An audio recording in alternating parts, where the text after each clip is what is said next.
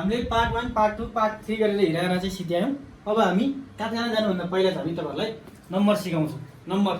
Number गर्न सिकाउँछु। पहिला म नम्बर गर्न सिकिसक्दाखेरि तपाईँहरूले हिँडान पनि सिकिसक्नुहुन्छ भने आशा गरेको छ है त। ल नम्बरलाई चाहिँ जापानिजमा सुजी भन्छ नि त।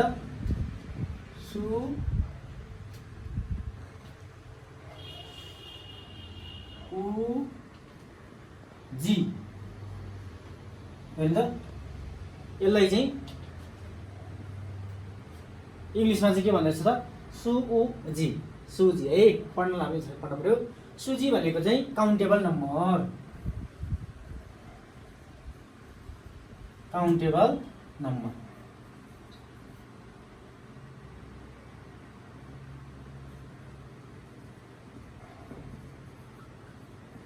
ल काउन्टेबल नम्बर होइन त। सुजी भनेको काउन्टेबल नम्बर है।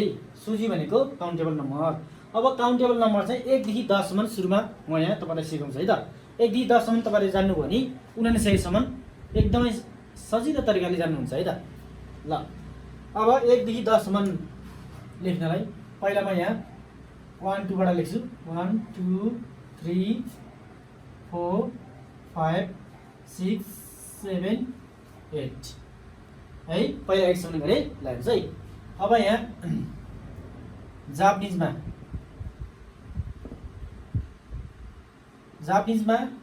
अनि यहाँ इङ्ग्लिसमा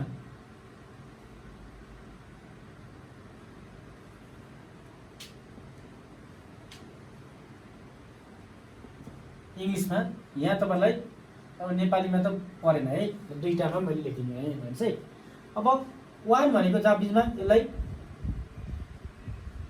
इची भन्ने भयो नि त। 1 भनेको इची भयो है। यो इचीलाई इङ्ग्लिसमा तपाईँले अथवा नेपालीमा भन्दाखेरि नि त इ भनेको आई हो, ची भनेको CHI है। इची हो। ल इची। अब नेपाली पनि पऱ्यो भने तपाईँले हेर्नुहोस् न, इची यसरी लेख्नु होला है।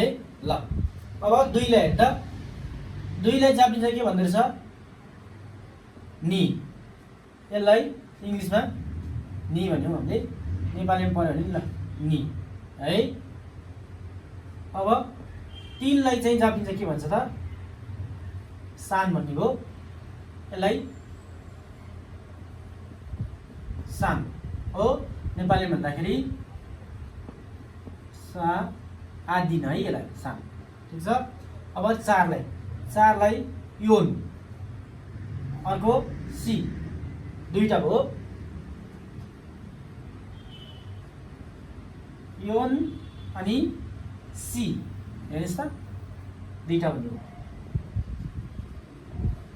योन अनि कमा सी छ है। यो दुईटा छ। दुईटा मध्ये अहिले सुरुलाई चाहिँ काउन्टेबल नम्बरको लागि चाहिँ तपाईँले मैले यो हेर्नु त, यसमा मैले गोल लाएँ। काउन्टेबल नम्बर पढ्दा चाहिँ तपाईँले यसलाई पढ्नु परेन है, अहिले पढेन। यसको युज केमा हुन्छ म पछि भन्छु। अहिले यो गोलोलाई चाहिँ तपाईँहरूले पढ्नु परेन है। भन्न दुईटै भन्छ। काउन्टेबल नम्बर गर्दाखेरि त तपाईँले यो सी नभनेर यो मात्र भनेर गर्दा हुन्छ है। सी को युज हुने ठाउँ अर्कै छ, म पछि भन्दै जान्छु है त। अब 5 लाई चाहिँ हामीले गो भन्यो भने त, कोलाई 10 डेज के भयो त? गो हो है। यहाँनिर जिओ लेख्यो भने गो, यहाँ पनि गो नै लेखेँ, नेपालीमा पनि गो नै लेखेँ है। 6 लाई रोकु। यहाँ पनि के हुन्छ त? रोकु है। रोकु है। 7 मा हेर्दा 7 लाई नाना अनि सिची, दुईटा भन्ने रहेछ होइन त। दुईटा हुँदाखेरि पछाडिकोलाई चाहिँ मैले के गर्छु, अहिले गोल लाउँछु। यो चाहिँ तपाईँले नम्बर गर्दा युज गर्नु परेन। ना अर्को छ सी ची हेर्नु त, नाना सिची। यसलाई के भन्यो? नाना कमा सी ची। यो पछाडिको लागि मैले गोल लगाइदिएँ। यो चाहिँ अहिले तपाईँले पढ्नुलाई परेन। जुन मैले गोल लगाएको छु त्यो अहिले तपाईँले पढ्नु चाहिँ पर्दैन है। ल अब 8 लाई हेर्दा 8 लाई जापानिज हामीले हाची भन्ने रहेछ होइन त। हाची इङ्ग्लिसमा हाची हो नेपाली लेख्दा यही लेख्ने हो हाची नै लेख्ने हो हाची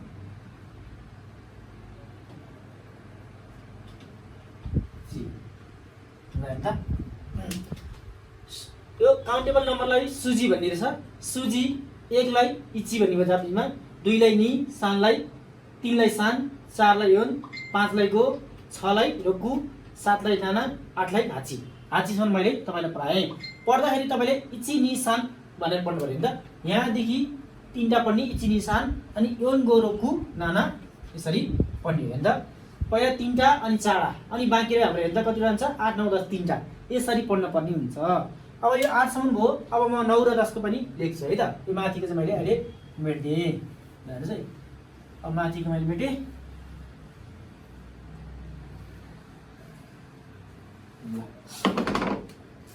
ओ 9 भयो नि त 9 र 10 बाँकी छ सुरुमा 10 सम्म पढाउनलाई सिकाउँछु है 10 लाई 9 लाई हामीले यो की हो यहाँ यो यु हो यु चाहिँ आदि हो है हेर्नुस् है यो आदि हो की प्लस आदि हो क्यु अनि यहाँ उ क्यु हो नि त यो लेख्दा चाहिँ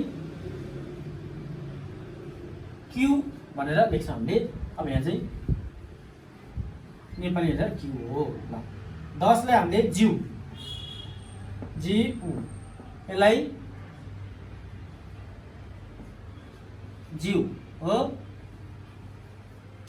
जिउ यसरी गर्छ अहिले हामीले 1 देखि काउन्टेबल 1 देखि कतिसम्म गऱ्यौँ त 10 सम्म गऱ्यौँ है अब तपाईहरुलाई 1 देखि 10 सम्म आइसकेपछि अब 11 बाट 99 सम्म सिक्नको लागि चाहिँ पहिला सुरु 1 देखि 10 सम्म आउनु पर्यो त्यो आइसकेपछि चाहिँ 11 देखि 99 सम्म सिक्नको लागि तपाईले जम्मा 2 मिनेटमा सकिन्छ है ल हेर्नुस् एकदम सजिलो तरिकाले मैले अब तपाईहरुलाई 11 देखिबाट 99 सम्म सिकाउने प्रयास गर्छु है त ल हेर्नुस् है ल 10 सम्म पहिला जान्नु पर्यो तपाईले है जसम्म नजानिए चाहिँ हुँदैन 10 सम्म जानेपछि हेर्नुस् त मलाई अब 11 चाहियो 11 भनेको हामीले नेपालीमा पनि पढ्छौं यहाँ नेपालीमा पनि पढेको हुन्छ नि त 11 भनेको 10 मा 1 जोड्यो भने 11 हो है ल हेर्नुस् अहिले मैले सुरुमा फ्याक्टरमा त बनाएँ पछि उता गर्दै जान्छु 10 मा 1 जोड्यो भने 11 हो यो सबैले थाहा छ नि त ल हेर्नुस् अब 10 भनेको के हो भन्ने कुरा पहिले थाहा हुनु पर्यो हामीले त अहिले पढिसकेका छौं 10 लाई हामीले के भन्छ त जिउ भन्नु पर्यो नि त यो जिउ हो 1 लाई हामीले इची भने हो ल हेर्नु त यसरी बनाउँदै जाने हो 10 + 1 भने 11 हो यानी जिउ इची भनेको 11 हो है यसरी यसलाई के भन्नु त जिउ अनि इची यसरी जिउ इची हो है जिउ इची ल अब यसै गरी जानी हो जबसम्म तपाईले 0 आउँदैन अथवा पछाडी 0 जबसम्म पछाडी 0 आउँदैन तबसम्म तपाईले के गर्दै जाने हो नम्बरहरु ठुलो अंकमा सानो अंक जोड्दै जाने हो भनेको मतलब 11 पछि हामीलाई 12 चाहियो 12 चाहिँ अनि के गर्नु पर्यो नि त 10 मा कति जोड्नु पर्यो 12 भनेको 2 जोड्नु पर्यो यसरी 15 चाहियो होला नि त 15 भनेको 10 + 5 भने 15 हो यसरी तपाईले फ्याक्टर गर्दै जानु पर्यो अब 10 लाई हामीले जिउ भन्छ 2 लाई नि भन्छ यसरी जिउ नि भयो 15 गर्नु पर्यो के गर्नु पर्यो त 15 लाई हामीले जिउ भन्ने भयो 5 लाई भर पढिसकेछ हामीले गो भन्छ जिउ गो हुने भयो यसै गरी अब चाहिँ सबै तपाईले सक्नुहुन्छ अब 20 बनाउनु पर्यो नि त 20 बनाउँदाखेरि पछाडी 0 आछ 0 आइसकेपछि हामीले के गर्ने हो जबसम्म 0 आउँदैन तबसम्म जोड्दै जाने हो 0 आइसकेपछि तपाईले के गर्ने हो मल्टिप्लाई गर्न पर्यो भनेको मतलब यो 2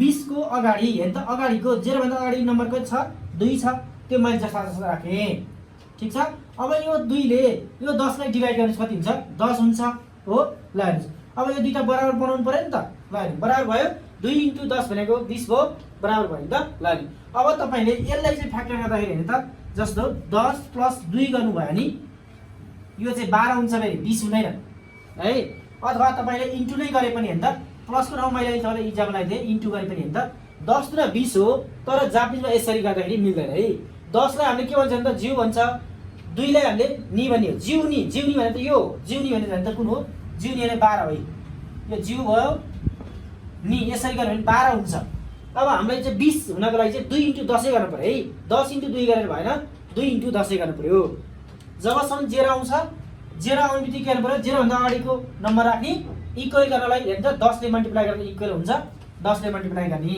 अब 20 गर्दा के भन्नु पर्छ त 2 को तल 2 लाई हामी नि भन्छ, नि तल राखे मैले 10 लाई ज्यू ल त 20 भनेको के रहेछ नि ज्यू रहेछ। यसरी गर्दै जानु पर्यो। अब हामीलाई 25 चाहिएला, 30 चाहिएला, 40 चाहिएला, 50 चाहिएला, गर्ने तरिका सबै यस्तै हो। 20 को त यो भयो नि त। ल हेर्नुस् है, अब मलाई 23 चाहिएला हैन, 20 मैले गरे 23 चाहियो। 23 चाहिएपछि अब मैले सुरुमा के गर्नु पर्यो फ्याक्टर गर्नु पर्यो। 23 भनेको हैन त 20 + 3 हो, ठीक छ। 20 + 3 भने 23 हो नि, यो सबैलाई थाहा छ। अब सुरुमा हामीलाई 20 भन्न आयो, जापिन्छ 20 भन्न आयो भने के गर्नु पर्यो त 20 भनेको 2 × 10 भनेको 20 हो हैन त। अब यसमा के गर्ने +3 गर्ने हो, यसरी फ्याक्टर गर्नु पर्यो हैन त। अब तपाईलाई 2 भनेको 2 लाई के भन्छ, 10 लाई के भन्छ, 3 लाई के भन्छ भने थाहा भयो। यो तीनटा थाहा भएपछि हैन 23 भने आएन, इजिली रुपमा आयो नि त।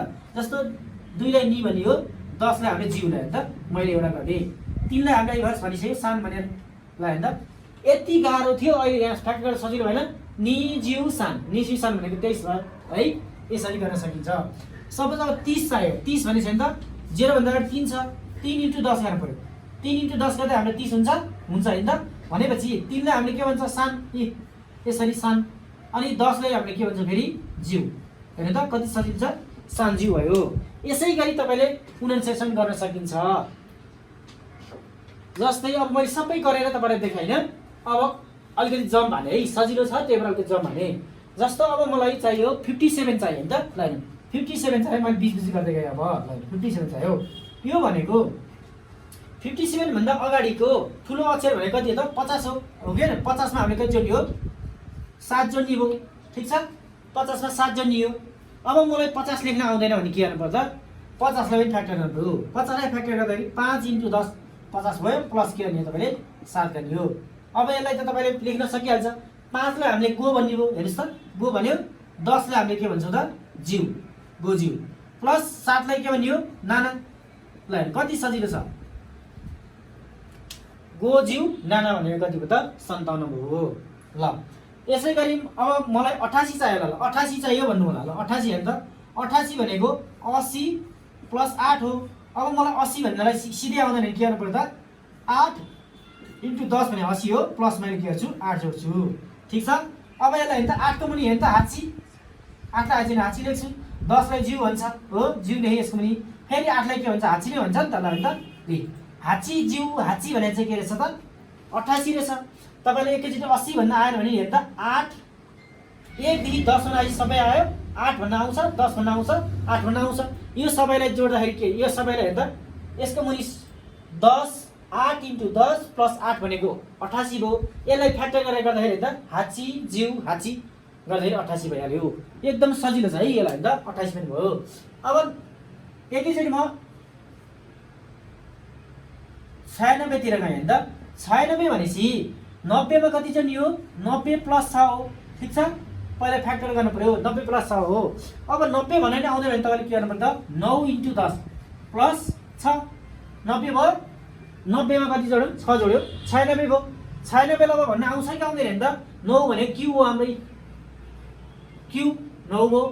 10 लाई के भन्छ फेरि हामीले जिउ भन्नु पर्यो, ठीक छ। ल जिउ। अब फेरि 6 लाई के भन्छ त हेर्दा रोक्कु भयो।